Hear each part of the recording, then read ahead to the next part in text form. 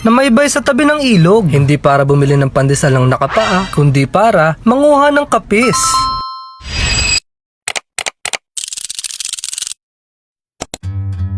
Ngayong araw ay maaga kaming gumising dahil medyo kakaiba yung ating magiging lakad ngayon. Matapos sa kalupaan, ngayon susubukan naman nga natin sa ilog at karagatan.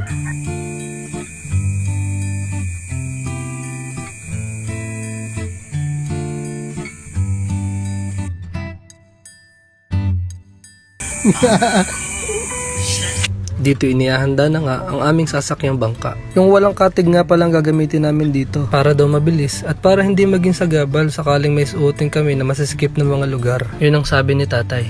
Ang magkakasama nga pala dito ay ako, si Loloy at si tatay. Naisipan kong sumama para ma-experience na rin kung paano nga bakunin yung kapis na napakarami nga naman dito sa bayan ng Pagbilao.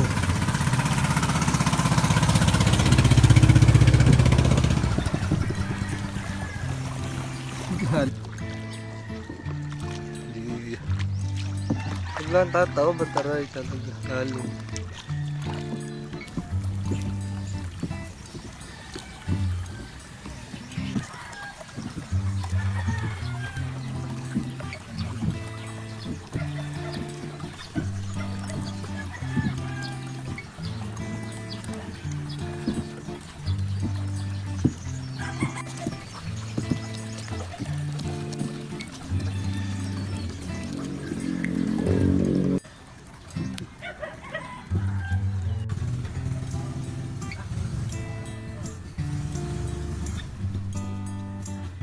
Nang mapadpad nga kami dito sa tulay ng daungan, ay bumaba kami saglit para bumili ng pandesal.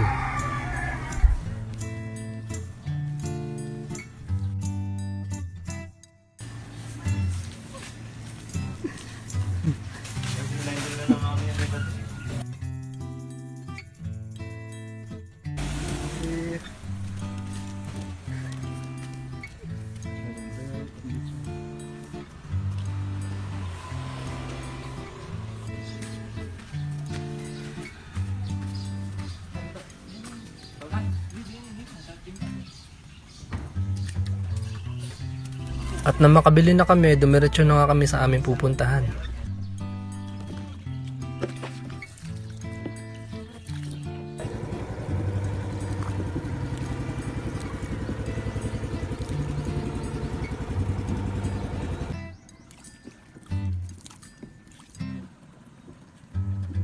Dito nga sa parting ito ang pinakapaborito ko dahil napakaraming mangrove. Dahil lingid naman sa kaalaman natin na ang mangrove o bakawan ay depensa laban sa kalamidad, bahay ng mga isda at alimango, pagsala ng polusyon, at depensa na rin sa pabago-bagong panahon o climate change.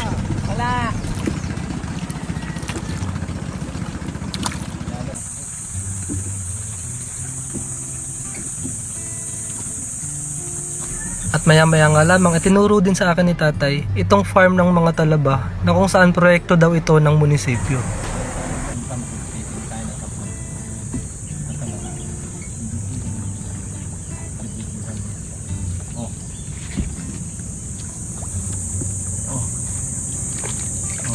Talaba. Yan talaba. Makalat tayo nangunguha. Yan po ang talaba. Ito pa. Sampul. Yan, talaba. Pawas yan. Okay na. Yan po ang talaba. Ano yun? Nakapit na lang yun? Oo. Yan yung dati balat. Bago ka nakita na. Balat lang. Yan yung samahan ng Mapagong, ng barangay Mapagong. Project yan ng munisipyo.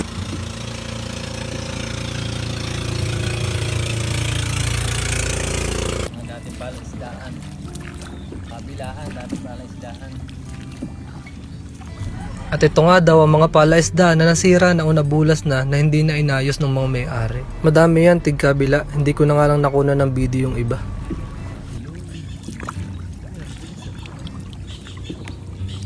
Doon siya mga imbasan. Oo, mga ngapa. Saganan din baga si Itay. Dito sa gitna, nangihibasan. At doon naman nga yung pinangunguhaan ng mga litog o hibasanan.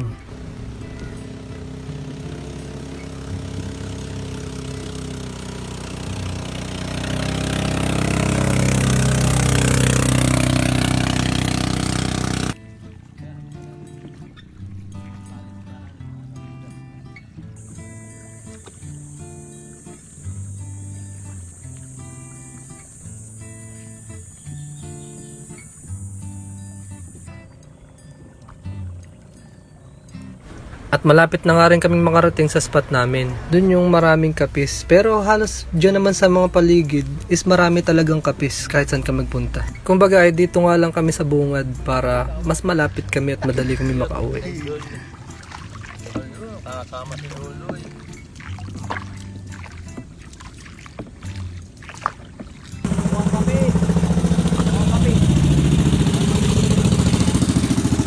At nang makarating na nga kami dito sa mismong lugar na pagkukunan namin ng kapis, ay agad nang lumusong si Liniel o si Loloy. Ay may buhay ano, aray.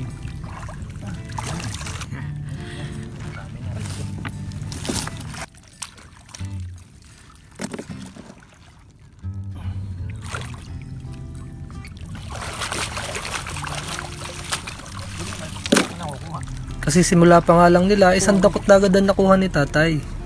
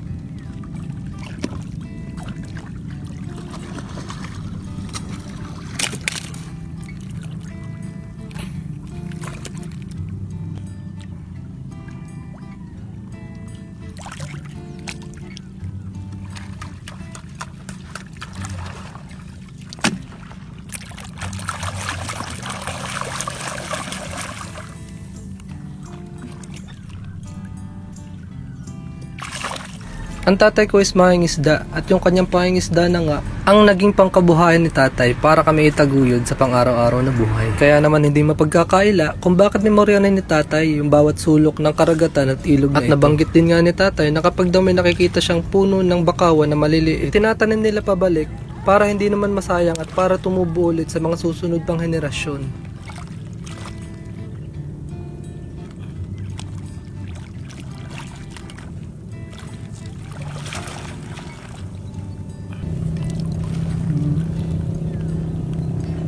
Panghuli ng alimasag kay Genie.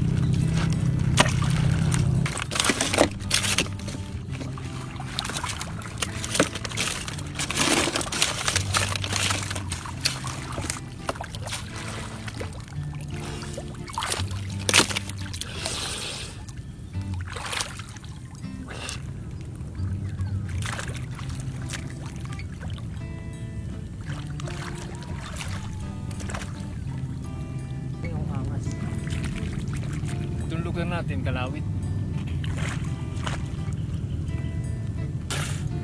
Gidang, kung tawagin sa gidang. Alam mo iba ay gidang.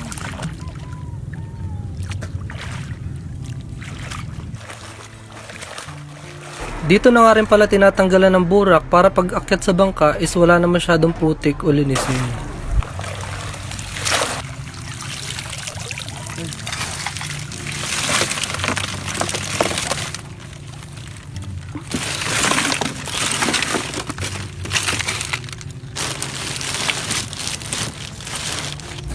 Marami-rami na nga ring nakuha pero hindi yan sasapat para makaisang sako. Kaya maya-maya nga lamang ay tumulong na rin ako. Yung sakong saktuhan lang, hindi yung malaking sako. Yung saktong sako lang ba? Makapuno dun.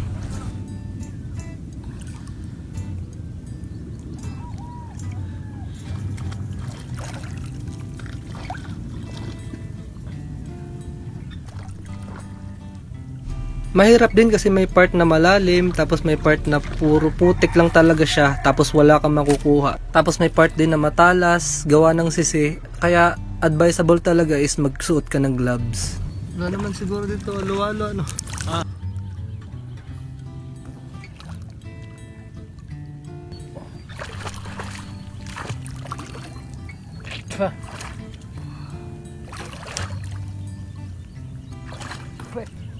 Alat.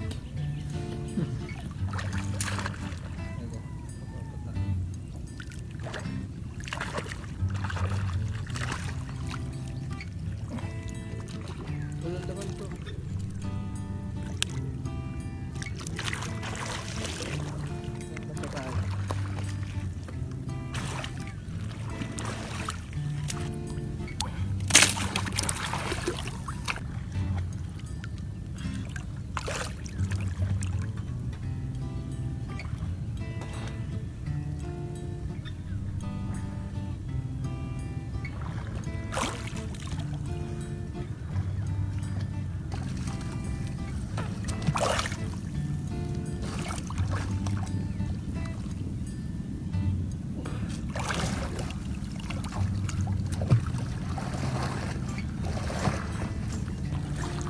Sipal.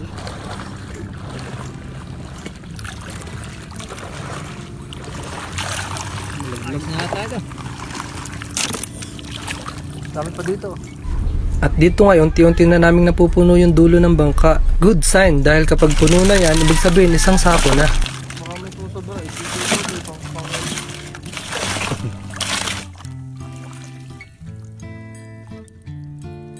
dapat lahat ng ano itatry. Yung mga halaman. Tatay, anong halaman yun? Yung natubo. Wala, ayun ay coral yan, parang coral. Ayun yung ano niyan. At sabi ni tatay, yung tumutubong mga halaman is seagrass na kung tawagin sa Tagalog is isay.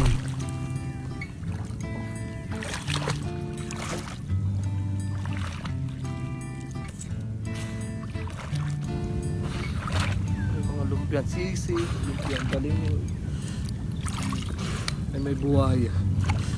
Oh, buhaya. Ang dami nakuha. Ay may buhaya sa likod. Aray.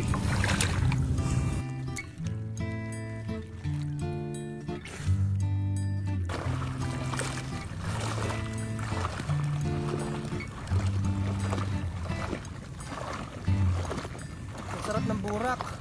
Nakakain. May pang ano na niyan, may pang ihaw na niya si Luloy. Yep. Pang ihaw ka na niyan. At dito ngayon natapos na kami sa aming pangangapis. Basta video lang.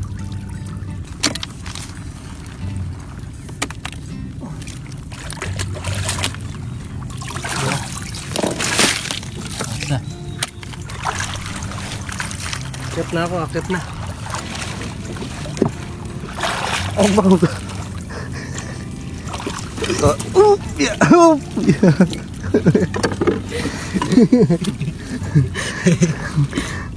Let's go po. Let's go. Uy, ano yung pagkain oh. Smile!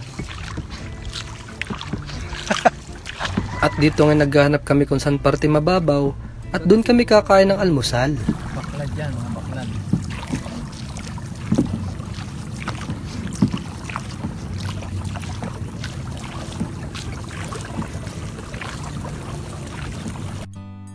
At nang makahanap nga kami ng magandang pwesto ay agad kaming pumundo. O kumbaga sa sasakyan is dito kami pumarking.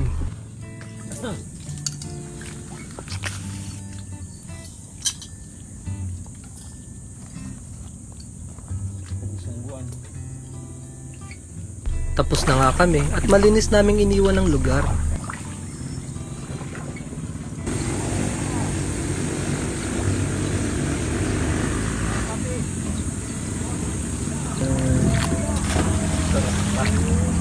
Turista pa nga. Pauwi na nga kami at ang kanila namang assignment ay tanggalin yung mga nakakapit na sisi dun sa kapis. Hindi ako tinira yun. Itim naman na yan. Anak natin, ito ano? Ito.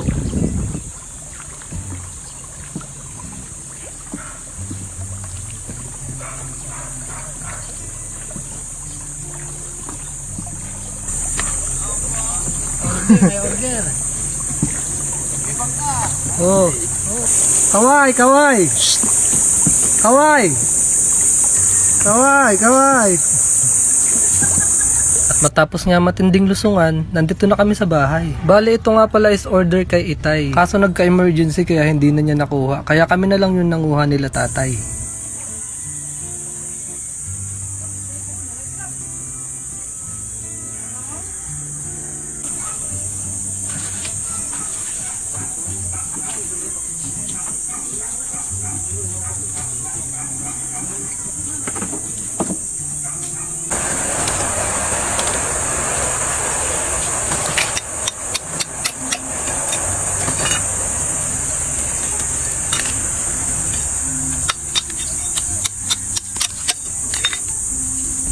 Nahugasan na nga rin nila pagkatapos silang tanggalan ng sisi. At iaahon na nga nila ito para maya-maya lamang is maibenta na o may sulit dun sa may order. At yun nga naging journey namin, pangunguha namin ng kapis. Ikaw, gusto mo pa ba ng maraming vlog? Mag-follow, mag-share at mag-comment ka na. Oh, bukas ulit ha. Usapan na.